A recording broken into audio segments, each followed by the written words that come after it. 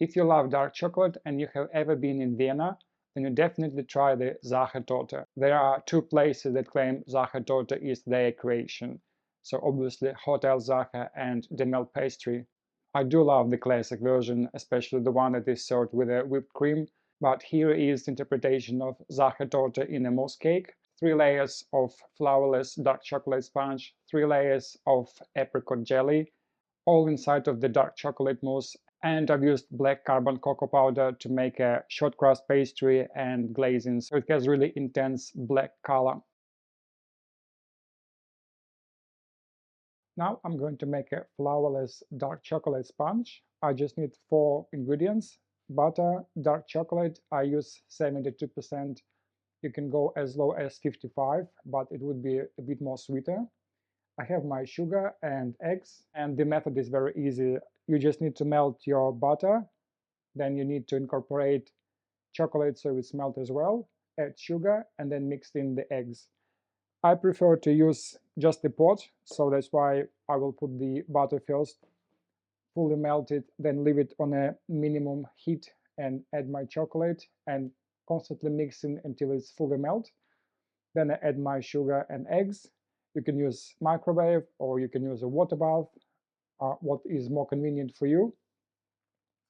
I prefer to have it less mess, so it would be everything just in one pot.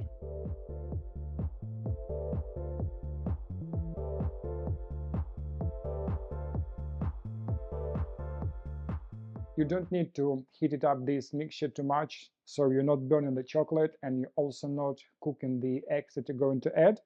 So after adding sugar, temperature of my chocolate mixture is around 45 degrees, so it's safe to add eggs. And it's easy to use a whisk. And finally, you should get consistency like this one. So I have my silicone molds with the approximate size of the tart shell that I'm going to make. And I'm going to use the smaller one for my mousse cake. Preheat your oven to 165 fan forced and bake approximately 15 to 20 minutes.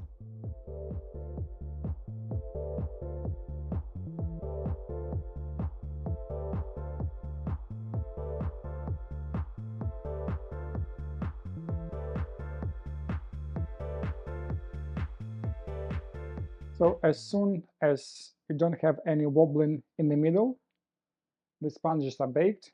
Basically, it's nothing to bake here apart of the egg.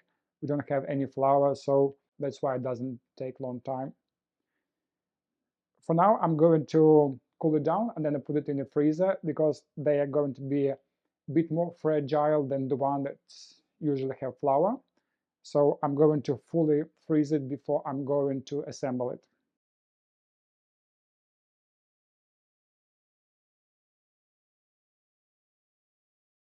Before I'm going to start with the dark chocolate mousse, I'm going to show you that I prepared my insets. So I have here my baked frozen sponge, and I have here my apricot jelly. This is a good example that how you can repurpose leftovers of the jelly that you've made before. So basically, for my previous style that I've made with the apricot jelly, I have some leftovers that I've just used the cookie rings and made few insets that I can use it now. So when you have some leftovers, when you're preparing your cake or tart, you can usually think ahead and you can plan your next cake, even if you don't know what is going to be in terms of flavors and size. You can just freeze layers like this and keep it in the freezer. I'm going to put this back in the freezer because I need it really frozen. This dark chocolate mousse is very easy to make because it contains just chocolate and whipped cream. It's a ganache-based mousse, so you don't need any gelatin to set it. The amount of solids in dark chocolates will keep the structure of the cake. Here I have chopped 60% dark chocolate. I'm going to heat it up the cream and pour on top of my dark chocolate, blitz it with a stick blender, pour it into the mixing bowl and incorporate in few stages semi-whipped cream. And then I'm going to use the yogurt tub to assemble the cake.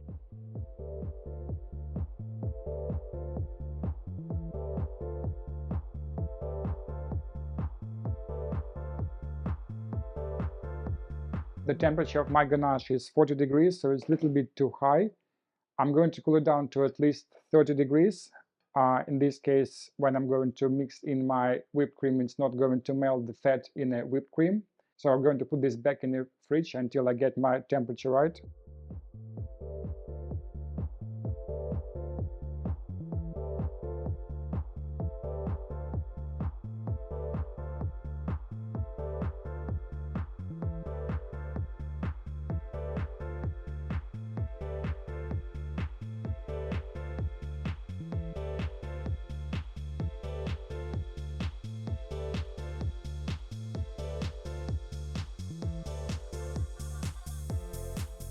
You will get to this consistency.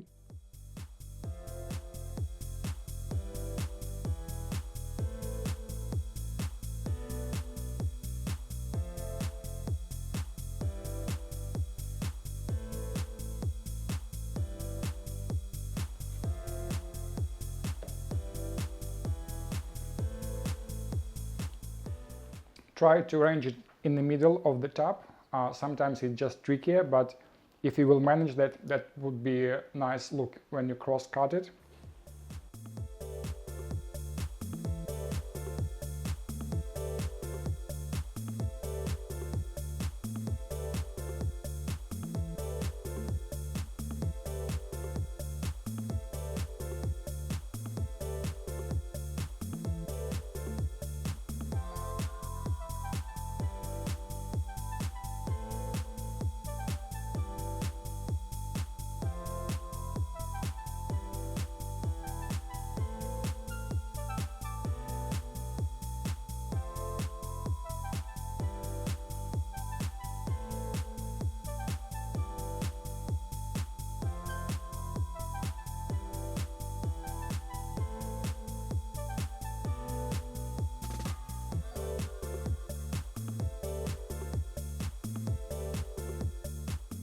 And I'm going to put this in the freezer for overnight. Dark chocolate mirror glaze recipe. This recipe, I think, a bit more easier than the standard one with the glucose and condensed milk. I'm going to use very simple ingredients, so in case you cannot find the glucose syrup in your grocery, this is probably the best option that you can use for the glazing. If you would like to achieve this mirror, very shiny glaze on your cake, this glaze would be perfect for any of your chocolate mousse creations. Let's go through the ingredients and method.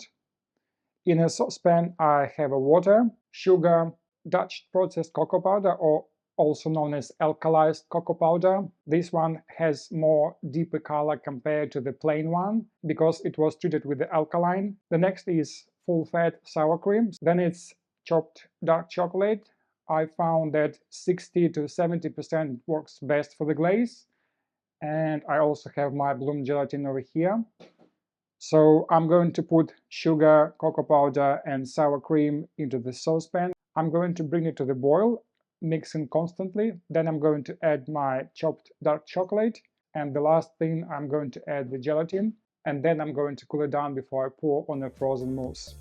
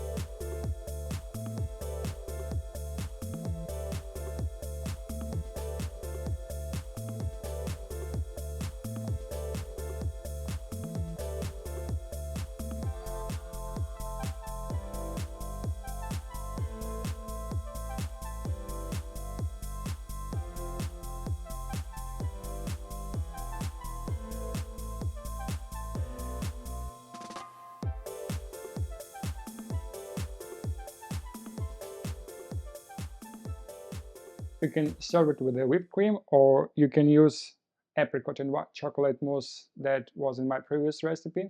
You can use it as a plated element. It will defrost probably within 20-25 minutes at room temperature.